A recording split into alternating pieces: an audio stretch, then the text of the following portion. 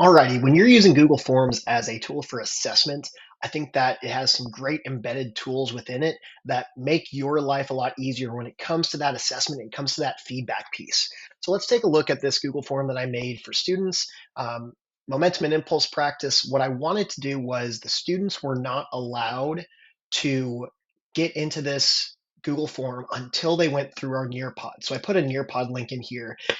Excuse me, and I put in a passcode at the end of the Nearpods. The very last slide, I put in a passcode that I wanted to make sure that the students got through the Nearpod, got to that slide, then they could come to this Google form. And the passcode was capital M, capital V, capital P. So then what I did was I came in and I clicked on the slender snowman here, the three dots, and I go to response validation. And I want it to be a specific text that contains the letters capital M, capital V, capital P, and then I'll provide a little custom error message. So you got this wrong. Be sure all of the letters are capitalized. And it is going to be something that is case specific. So I can do this with a lot of different things. I could do a specific number, which I'll show you in a second. I could do a minimum or a maximum length. So if you're an English teacher and you want your students to be writing a minimum amount, you can put in a minimum length, a minimum character count that your students need to write. Okay. So then whenever they come in and oops,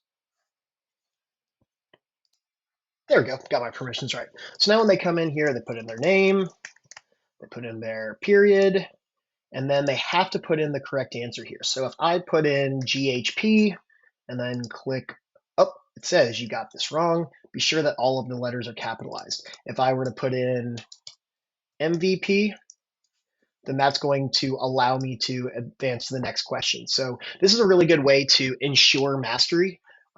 So if you're doing some sort of a word problem, or you need the students to be able to say that photosynthesis is the creation of glucose via energy from the sun, you can actually make sure that that answer contains that. The next question type, or the next resource here, is going through what is the momentum of a 1200 kilogram car.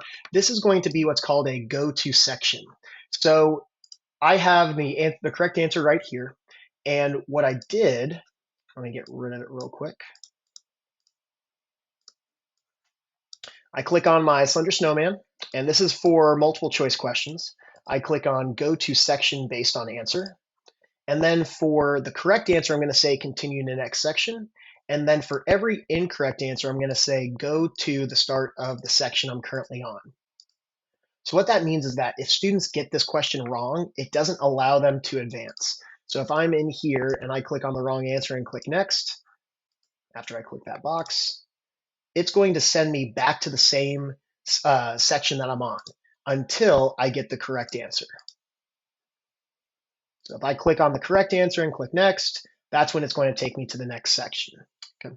And I've got a couple more questions in here that are using those two different tools. So what is the symbol for momentum? The symbol for momentum is going to be P.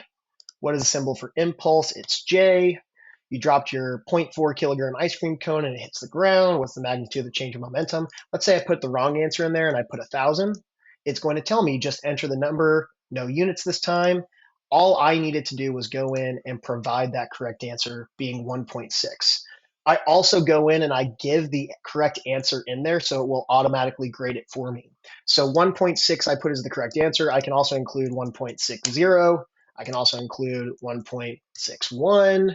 Okay, so I can include a whole bunch of different answers here that if my students answer that question exactly, then it's going to give them credit for that question.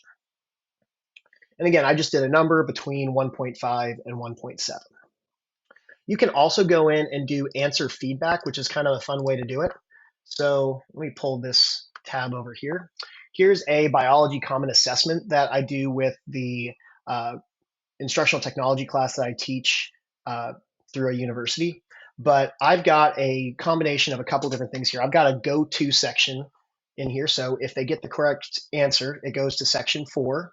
If not, it goes to section 3. And in section 3, it says, oh no, that wasn't the correct answer. Watch, read the material below. So I've got a YouTube video that specifically links to information about this. And it says, after watching the video, reading the material, what do you believe the actual correct answer is and why? And here's where they have to put in a minimum character count. So it says 50 character counts. If they don't do it to that extent, it says give a little bit more information. Once they get that right, it continues back to section 2, which is right here. They get the correct answer this time, and it takes them to section 4. So it's kind of like a build your own adventure kind of thing, but it works really smoothly with the students. And again, this took a long time for me to put together, but now that I have it, I just rinse and repeat, rinse and repeat, rinse and repeat. Additionally, what I've done on my answer key is I've gone in and I've provided feedback for correct answers and feedback for incorrect answers. So what you can do, I'm just going to copy this, delete it. Okay. I'm going to go into my answer key. I'm in my answer key. I'm going to click add answer feedback. I'm going to go in for my incorrect answers. It's going to say this. For my correct answers, it's going to say this. There's also a way that you can link specifically to a text. So if you've got a PDF that explains this, you can say link to www.espn.com or whatever it is, and then click here for more information. Click add and click save. So now it has an option for an extension for those students that maybe need that additional information to understand why they got an answer wrong. Does this take a long time? Yes, but it saves you a lot of time on the back end as well. So having that way to immediately differentiate your students based on these different sections, as well as providing that individualized feedback for a correct answer, incorrect answer. It's a really simple way for you to be able to provide that enhanced instruction to your students. And finally, when you come in here for my responses, I have automatically, my students have gotten 10 correct if they submit it. But then there's all of these questions that I need to go through and I need to grade the responses that they made. So it says bacteria is alive, made out of the cells that divide, yada, yada, yada. This was an answer to a student got it wrong. It took them to that section that they watched the video, and this is their response to it. I can go in and I can say, yes, that's good. I can click on add feedback and I can say, I don't think that you understood this clearly. And then I can blah, blah, blah, blah, blah, answer to them. Okay. I can mark it wrong. And then when I click, when it saves, I can go back to the summary and I can release those scores to my students. So they will, once I click on release scores, when I click on release scores, it will send all of them that information that they received from me in terms of the feedback.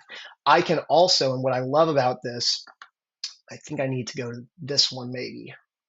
Yep. And if I go into responses here, and I go into the question, let's see if I can find a question. All right. So if this were a graded question and all of my students had answered a certain answer, I can click on the checkbox once and it will give all of them credit for that question. So if you have some basic, recall questions like, what is the powerhouse of the cell? They have to answer mitochondria. I can go in, let me click save. I can go in and I can automatically give a correct answer to every one of those students. So here I have 25 students or it's 96 students that all said 25. I can click on the checkbox. Okay. I've got a student that said 24.94, check. A student that said 24, check, save. Then I can go to my next question. All the students have that one right. All the students have that one right. Let's see if I can find one here. All right. So I had 93 students that said the answer was 6, and I had 3 students that said that the answer was 7.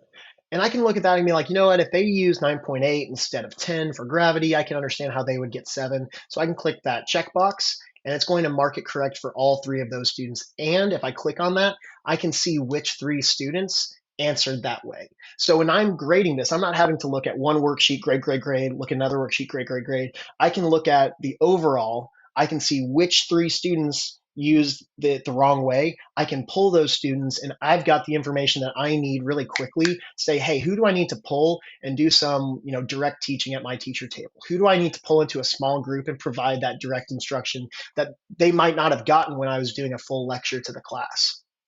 So this is a really great resource that you can use in your classroom. I hope that you found this helpful.